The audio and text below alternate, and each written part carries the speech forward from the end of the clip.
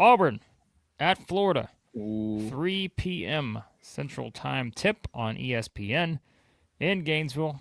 I think this one should be played. And according to KenPom, remember we record these on Thursday.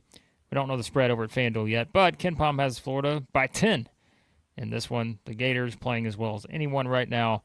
They have just been pretty dominant to this point, 5-1 in the SEC. Meanwhile, for Auburn, got a crucial road win in Oxford on Tuesday. Back-to-back wins for the Tigers. A rematch of what felt like last year was like the game of the year in the SEC. If you remember back, based on where these two teams were, Florida went into Auburn, got the win. Now Auburn going to try to return the favor as they head to Gainesville. This is a fantastic matchup. And I honestly think if this was at Auburn, man, this would be a challenging game to pick. Because if you look at the ways that Auburn has been finding success in conference play lately, a lot of it's had to do with Sean Murphy being fully healthy, finally. But a lot of it also has to do with the development of Filip Jovic and what Jovic has been able to do around the rim. Florida is the number one offensive rebounding team in the SEC through 6 games. Auburn, the number 2 defensive rebounding team. They've done a fantastic job at limiting opponent offensive rebounds. But then flip it. I told you Florida's number 1 in the league in offensive rebounding in the SEC play. Auburn's number 2. Guess who's number 1 in defensive rebounding? The Gators. Their teams are 1-2 and 1-2 in offensive and defensive rebounding through 6 games. And then if you want to look at 3-point shooting and 3-point percentage defense, they're 15 and 15 and 14 and 16, both bottom 2 in the league in making threes and defending threes. If you want to look at 2-point field goal percentage offensively, they're 1 and 2. I mean, these teams, maybe it's been a different product results wise. You know, Auburn has dropped the 3 games where Florida's only dropped 1, but you look at the statistical profile of how these teams are finding success, and it's literally the same thing. Yeah, I think this could be interesting because, you know, we always talk about it. It's like Florida playing as well as they're playing right now. You're trying to identify the teams that who can give them the most problems, right? And especially if it's in Gainesville, right? We saw Vanderbilt played them close. It was 98-94 in that game in Nashville. And, you know, that was kind of to be expected, I think.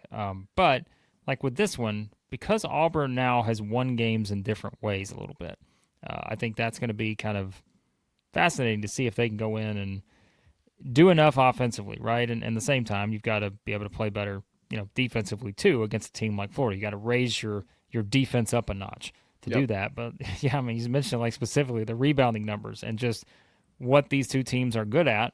And if there is a team out there that feels like they can challenge Florida just in terms of like the statistical trends, I mean, Auburn, again, is second in these categories that Florida's first in, and vice versa. Like, it's just kind of, it's one of those, right? And so I think that's going to be kind of interesting here, just based on what we've seen from Auburn and some of the success they've had in recent games, how they've had to win. It hasn't always been these 95-90 type games. They've had to find ways to win elsewhere.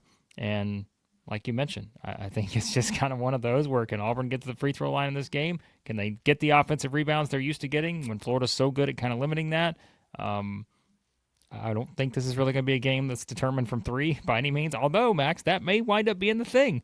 Maybe one of these teams goes 10-24, and you're like, well, where did that come from? That could very well happen. So, fascinating setup here. Chris brings up the matchup of the guards, Boogie Fland against Todd Pettiford, or even Xavier Lee against Todd Pettiford, or you can throw Kevin Overton in there as well.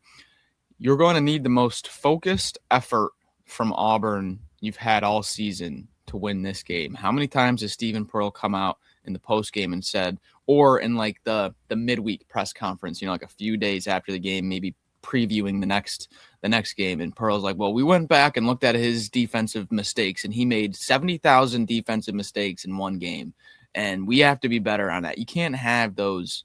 You can't have that in a game like this. Florida is too efficient offensively to have defensive miscues, guys not switching, missed assignments, lack of focus. Any of that cannot happen in a game like this. because you're not going to get the extra opportunities. Florida's not going to turn the ball over an insane amount. Top 4 in the league in SEC play and taking care of the ball offensively, turnover rate. And they're not going to give you too many offensive rebounds. So that's been a kind of a theme for Auburn lately, is like huge response, then lose a little bit of focus, then huge game, offense is clicking on all cylinders, then you lose a little bit of focus. Cannot be a game like that on Saturday, Blake. Yeah, I agree with you on that one. X Factor. We always pick one. Come on. Who's it going to be? Who's the biggest X Factor in this game? I mean, we're going to be talking about King Ruben. There's no doubt. Like, he's the X Factor every game because he's one of the most impactful, if not the most impactful player in the SEC in terms of everything that he does on the floor. But if we're picking a guy here, who's the guy? I'm gonna go with a guy you probably didn't think I was gonna say, and I'm gonna go with a guy from Auburn because I think for Florida we pretty much know what to expect. And then if you want to throw an X factor in of Irby Clavjar could get hot, or Isaiah Brown's been playing really well, sure. But I feel like that starting 5 and Micah off the bench is as rock solid as it gets. But for Auburn, if you're able to get a big perimeter night from a guy like Elijah Freeman, who at 6'8" does have the length, maybe not the physicality, but does have the length to give another wing like Tommy H a battle. We're comparing first-year Elijah Freeman to one of the best players in college basketball. I'm not saying Elijah Freeman's going to go out there and dominate Tommy H, but Elijah Freeman in his past 2 games, 0 of 6 from 3. Only 9 points in the past, 50 minutes he's played? If you can get a 3-3-pointer night, even a 2 3-pointer night from a guy like Elijah Freeman and get double digits from him, to try to just stay pace with Tommy H and the wings from Florida, that could be a big difference maker in keeping this thing close, because you're not getting that offensive perimeter play from Sebastian Williams-Adams. He's a little bit more inside, and I don't know how much success is going to be throughout the night inside there for Auburn. So I'll go with Elijah Freeman outside. He's kind of that 3-point shooter that sometimes shows up, sometimes doesn't. All right, picks. This is it's an interesting one for a few different reasons. This is a Florida team that dominates people with size, and this is an Auburn team that had John Calipari in his post-game press conference dropping profanities of how physically dominant Auburn was. This is a team capable of matching Florida's physicality. I don't think that they have I don't think they're at a point in the season where they can put together 40 minutes of mistake-free defense to win on the road at a place in Florida where, what was the stat I had? I think it was they've only lost twice there in the past 2 3/4 years now. Yeah. It's a tough place to play, and you got to be near perfect to do it. I'll go Florida. I almost feel like this sets up kind of as it was last year, where, and I mean during the regular season, obviously they played in the tournament, but if we're looking at like the setting from last year, where it's surely no one's going in and beating Auburn, right? The way they were playing last year at this time. And then it's like Florida, hey, come on. We're trying to kind of show you that we're for real. Like, it's time to take us seriously here. And they go in and get the win. Yep. But that Florida team does feel a little bit different than maybe just kind of the inconsistency we've seen at times with this Auburn team. And I think that's probably where it's going to be better to lean on Florida in this spot. So I'm going to pick the Gators too. But I do think it's intriguing for the reasons you mentioned about how the profile's set up for these two teams and what they do well.